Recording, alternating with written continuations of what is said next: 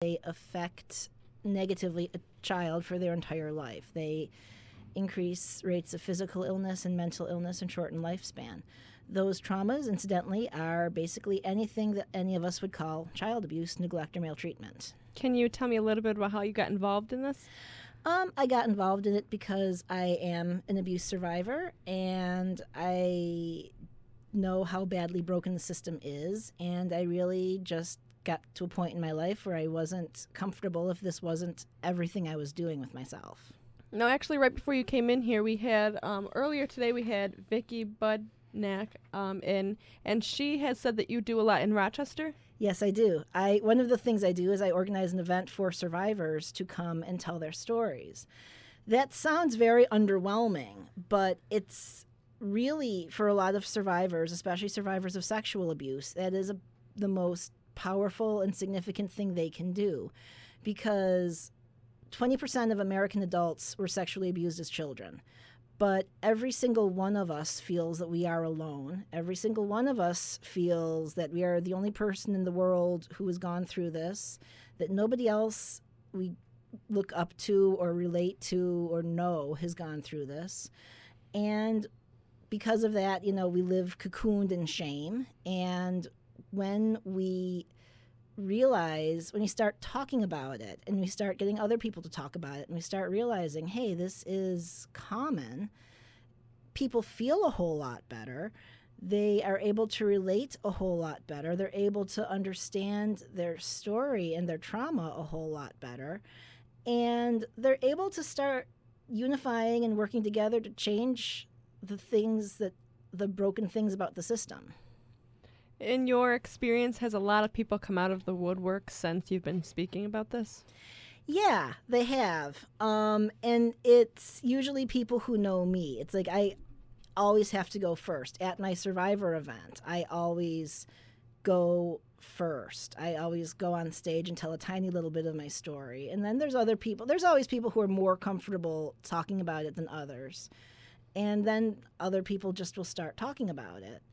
And sometimes we'll have people who one year will just come and sit there and don't say a thing. And then the next year they come back and they might tell a little bit of their story. And then the year after that, they might tell a lot of it.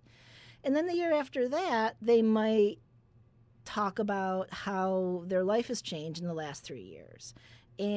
Or they might email me and say, I'm not coming this year because I'm doing so much better, or they're doing something really amazing and dramatic that they weren't doing 3 years ago.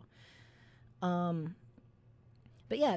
people do come out of the woodwork when you talk about it, even if they don't, raise their hand and say, yeah, that was me. Can you tell us a little bit about the kind of thing that you would walk into your event and talk about?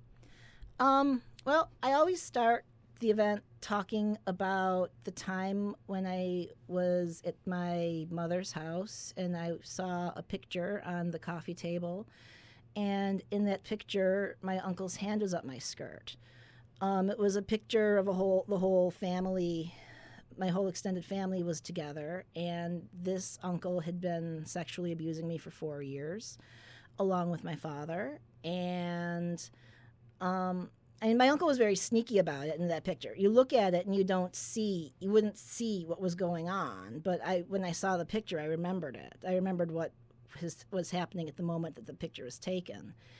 And that really, that was a very bad day for me. And the next couple of days after that were very bad days for me. That's a very, very graphic and, for me, a very unexpected way of confronting a memory.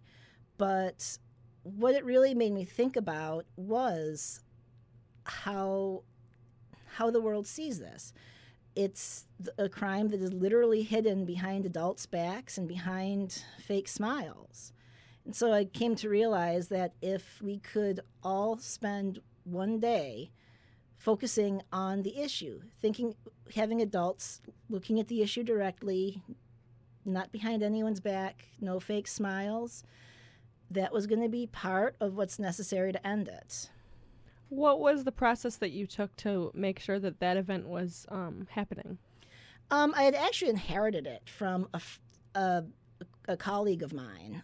She had done them. Oh, she was from Ohio. She had been doing them there for a couple of years, and then she came to Rochester, set one up, and I kind of apprenticed with her. And then the year that for those first 2 years, I just kind of watched. I didn't really participate in it myself. I was sure that, I had nothing to talk about, and I was sure that, I would somehow die or cease to exist if I did tell my story. And then after I saw the picture, after that whole process happened, I kind of realized that this is what it's all about. It is about telling these stories and telling the little pieces of recovery and of insight and of understanding that come with them. So that's very much how I start the event. The things people talk about, 20% of Americans were sexually abused as kids. And sexual abuse isn't like physical abuse or neglect. There's no real gray area. If somebody thinks they were sexually abused, they were. There's really no gray with that. So we get lots and lots and lots of people who talk about being sexually abused as kids, often in conjunction with physical abuse, with emotional abuse, with neglect. I open the event to survivors of domestic violence and survivors of rape as an adult. Actually, most of the people I get who talk about surviving domestic violence or surviving rape as an adult were abused as children as well. And the adverse childhood experience study from the CDC implies as much. It shows that people who were sexually abused or otherwise abused as children are more likely to experience violence of all sorts as adults. So that's not surprising. There are some people who experience domestic violence after having a good childhood or experience rape after having a good childhood, and they're welcome and they tell their stories too. Have you noticed that there's any kind of, or maybe I should say it like this, what would you say, in your opinion, is the difference between sexual abuse and molestation? It's just a euphemism. It's just the different terms. A lot of people are very uncomfortable using words like rape or sexual assault when it comes to a child. Legally, child molestation doesn't exist. Legally, it's all some type of sexual assault against a child. Legally, the definition of rape in New York in particular is really, really, really restrictive. But you talk to a victim, it's all the same. It doesn't matter whether somebody was touched or penetrated with an object or not, through their clothes, not through their clothes, if they were made to gratify an adult. All of that has the same effect on a victim. What would you say is the definition of molestation? The general working psychological definition is when an adult or much older, more powerful child uses somebody with much less power for their own sexual gratification. No matter the kind, is just any unwanted touching. Correct. And not even necessarily touching, but compelled masturbation, compelled exhibitionism, making the child strip in front of them, taking pictures of a naked child. And people take pictures of naked babies, or at least generations ago that was pretty common. We're less comfortable with that these days. But when a child is old enough to feel shame associated with that is very bad for them. What kind of psychological trauma can come from a victim of that's not necessarily sure what's happening? They just know that they feel wrong. It's very significant trauma. They tend to it's the same exact traumas as you would see in somebody who was experienced like forceful penetration or something like that. They are more prone to depression. They are more prone to eating disorders, to suicidal ideations, to self-harm, to addiction, all of that stuff throughout their life. And then in the process of, say, I asked this about bullying, but it kind of fits in here too.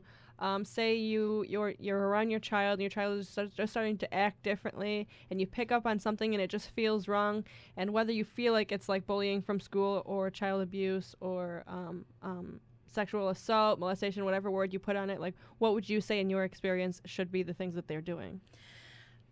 You need to keep an open line of conversation with your kid, and you need to, be able to communicate without getting overly upset, without getting punitive, without getting judgmental. You need to be able to talk about that. You need to be able to, hey, what's going on? You're acting different. Did something bad happen? And depending on the age of the kid, I mean, you do this very differently for a 13-year-old than you do a 3-year-old. Parents really do need to realize, though, that this is very, very common. They need to realize that 90% of sex offenders never get convicted, never get caught, never get registered. They're running around abusing kids. Even in places like schools that try to do their best with background checks and things like that, they're still out there running around. This is an extremely likely thing to befall your child. When you notice vague behavioral changes, and I'm not saying that you corner your kid and say, who did this, who sexually abused you, because that's not going to be productive. But, you need to keep in mind this is actually possible. And no parent wants to think about that, but they need to realize this is something that could happen to their kid. And it's also very important that parents are able to discuss sexuality, sexual anatomy, and the concept of child sexual abuse with their kids. And it shouldn't be a one-time only, here's the talk. It should be a constant conversation throughout a kid's childhood. When they talk about when toddlers are 2 and 3 and learning the names of body parts, teach them the proper names for their genitals. That way, they're going to be, at the very least, if something happens, they can articulate it much better. And it tells them in a very subtle way that, hey, I can talk about this. I can talk about my body. That's very significant. And when there's a headline about child sexual abuse, and there always is because this is a common crime, talk about it. Talk about it in age-appropriate ways. But if you're watching the news and somebody's been arrested, and your kid asks, what does that mean? You can explain it to them. That's good. That's okay. It's not planting things in their mind.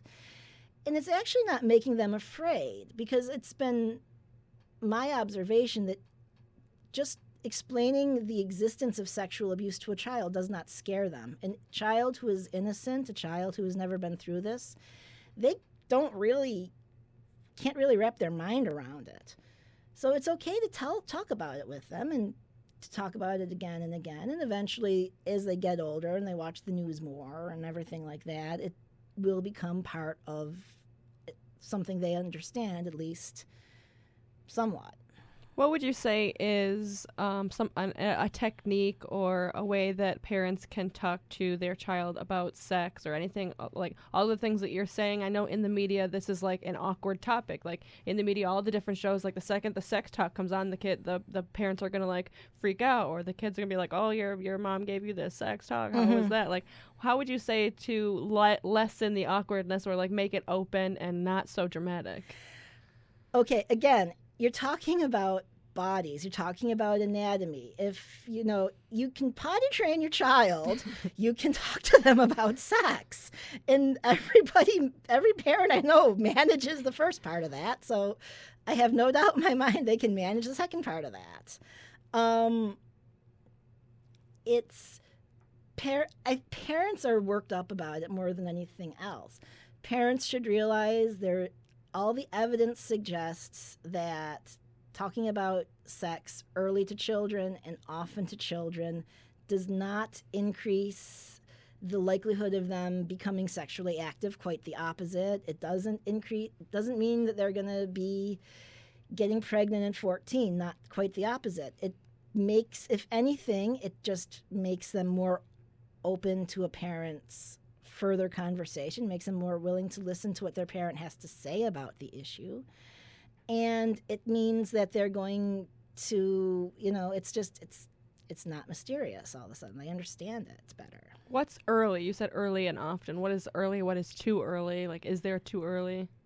All the experts say no, they're not really too early as long as it's age appropriate.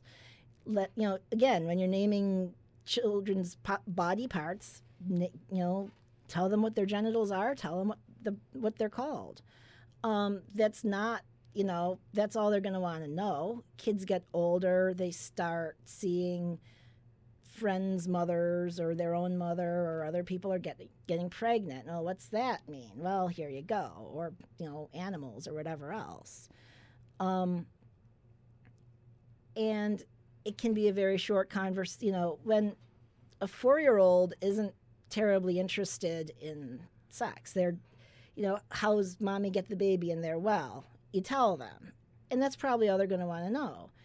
They get older, you work that into more discussions about relationships, and you work that into discussions about healthy and inappropriate relationships.